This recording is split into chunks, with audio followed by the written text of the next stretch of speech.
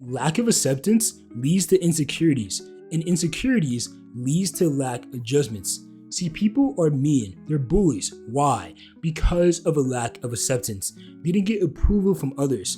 So now, to find a sense of worthiness, they bring other people down to their own levels. That hurts their perceptions, that hurts their judgments of other people. So they see them as less and they treat them as less, as an expression, an outpouring of how they already see and treat themselves.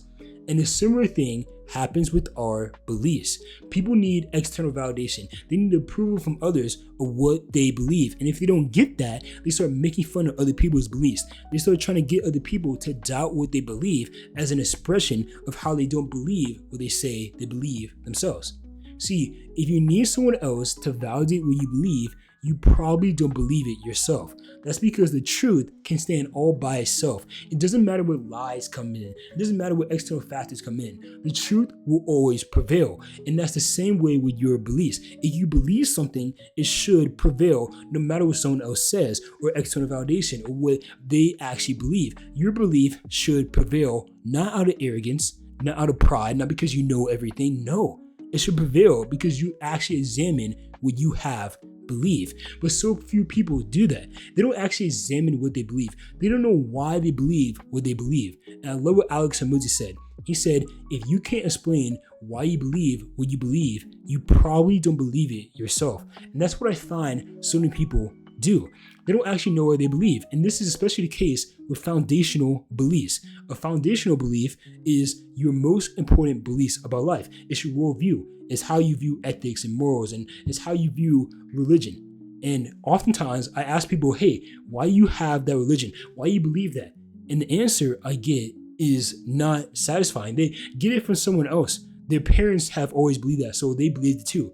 Or they don't know why they believe it. It's just their society. It's just what's going on. They can't defend their beliefs. And that tells me it's not actually their belief. It's just something that has been handed down and given to them. So guess what? They're living out the results of someone else's belief for them. But as we saw earlier, a lack of acceptance leads to insecurities. People don't actually have your best interest in mind sometimes, and that hurts their perception of you and their judgments of you. So now they give you advice, they give you beliefs that are not in your best interests. This happens a lot of time when we're younger. People say, man, you suck at writing, you suck at art, you never be a good basketball player. And they hand all these beliefs that are not positive within your favor. So now if you don't examine that and say, no, I reject that belief, you start living out someone else's belief for you, and you get the results of their thinking, which is bad because they have poor perceptions of you. So what we need to do is examine our beliefs and find out, am I actually believing what is true? Not just what is true, but what is the truth. I love what Myron Gowen said. He said, the difference between what is true and what is truth is that the truth will never change, but what is true can change. For example, what is true is I'm in this chair right now, but if I got up and got some water, that's no longer true. But the truth always prevails because the truth never changes. It will always be a reality. And that's what we need to find out. Are our beliefs consistent with not just what is true, but what is the truth? What's aligned with God's truth? And we find out that it is aligned with God's truth. We know we have a profitable belief, no matter what other people say, no matter what other people think and believe themselves. Even if we don't get external approval and validation, we know our beliefs are sharp. That's how the apostles thought and the disciples of Jesus Christ thought. They said, hey, this guy is God. He's more than a prophet. He is more than a miracle worker. He is the Son of God. That was their belief. So even though it may not have been popular back then among the Romans, among the atheists and the pagans, even though that wasn't the case, there wasn't much atheists back then, among the polytheists, even though it may not have been popular and didn't get much external validation from them, they still chose to believe because they know the truth will always prevail. And my belief is in line with the truth. So now I don't need external validation. And that's what we have to do. We have to make sure our beliefs align with the truth so that we don't need external approval or validation. We can live out in accordance with the truth, and you always, always, always get better results when you live in accordance with the truth than someone who lives according to lies. So how can we go about examining our beliefs? Well, I love this framework I got from my pastor. It's called ACT. Awareness, capture, trade. We first have to become aware of what we're believing, then capture our beliefs, and then if they're bad, we trade them out. what does this process look like? Well, first step, awareness. And that's where people get stuck. They don't become aware of what they believe. They just go through life on default. Whatever is easiest, they choose to do. So they live on autopilot and start living out other people's beliefs. Or even worse, this is worse sometimes, which is a victim mindset. They know they believe wrong, but they don't want to live out what belief will be right. Like, they know they have to change their lives. They know that if I keep eating unhealthy food, I'm going to gain weight. If I keep going on social media, I'm going to get bad grades on my test. They know their belief is wrong and how they're living is wrong. But as a victim mindset, they say, man, I'm not good enough for that. This society is against me. My teacher's against me. This thing's against me. And they choose to have a victim mindset because it's easier than having a winner's mindset. And they never change their belief, even though they know they believe was not true. So a good question to ask is, can someone believe what they know is not true?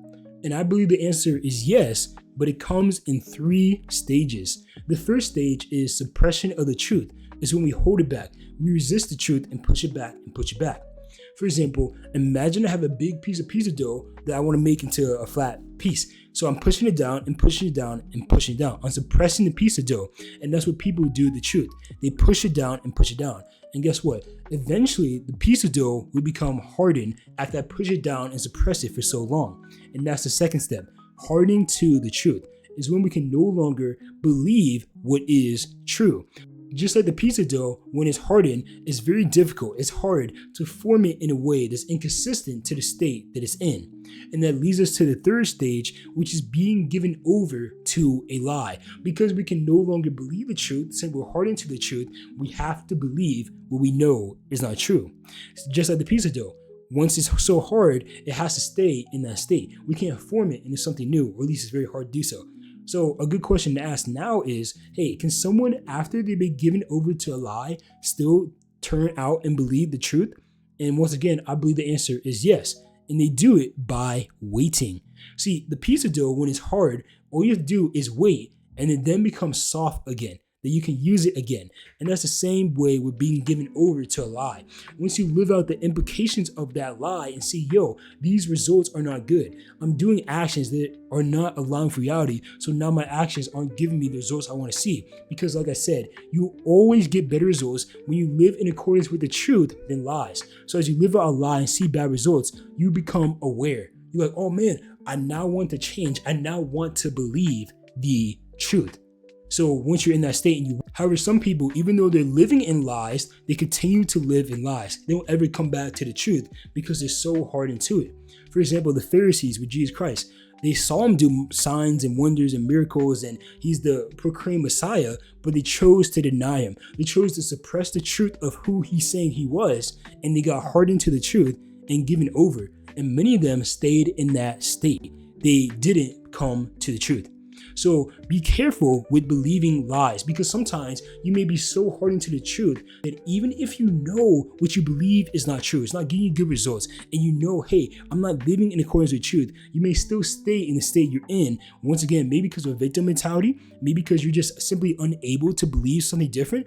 For some reason, you're just going to be able to live in that state. So you have to make sure, hey, I'm going to believe what is true. That's why it's so important, once again, to examine your beliefs. And that's the next step. After you become aware of what you believe, you have to capture your belief. And capture is like freezing a moment of time. Like when I take a picture, I'm on my phone, I'm freezing a moment of time so I can examine it. I can look at it later. And that's the point of catching a thought or a belief. When you have a belief that you're aware of, you capture it, you examine it and say, yo, is this belief helping me? Is it in accordance with the truth? Is it in accordance with the goals I want to have for myself and accomplish for myself? If it is, then keep the belief because you have a solid belief.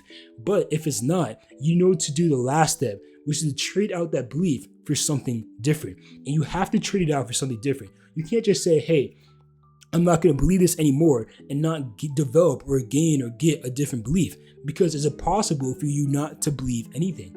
For example, I may have the belief that, yo, this chair is not going to hold me up, but if I don't have a different belief, I substitute for that belief, I'm going to end up believing whatever is default, which may be the chair is going to hold me up, or it may be, hey, I hate chairs. Some default belief is going to come in because I have to believe something. And that's why it's so important to examine your beliefs, not just so you can know what beliefs you need to take out, but what beliefs you need to bring in to your life. And once again, their beliefs in accordance with the truth or in accordance with goals you want to see for yourself. They have to be beliefs that are positive and productive so you can get those type of results in your life. And the thing about this is when you develop strong beliefs for yourself, you then can have better perceptions of other people because you see yourself in a good light. See, one thing I believe may be the case is the people who judge other people the most are people who judge themselves the most. As water reflects a man's face, so a heart reflects a man. It's like, what's inside of me comes out outside of me. So if I have hate within me, if I have judgments within me, that then goes on other people. That's why lack of acceptance, once again, leads to insecurities, and that leads to lack of judgment. So if I have better beliefs for myself and I believe positive things and productive things about myself, I tend to have a better outlook of other people. I tend to have that belief on other people, and I can give other people beliefs. See, did you know you could give beliefs to other people? You do this by sharing advice with them, because when you're sharing advice, you're in a sense sharing what you believe will help them. And as the other person live out that advice, they then can get good results for themselves, assuming the advice is good. And as they live out good results, they have the confidence to then form their own beliefs.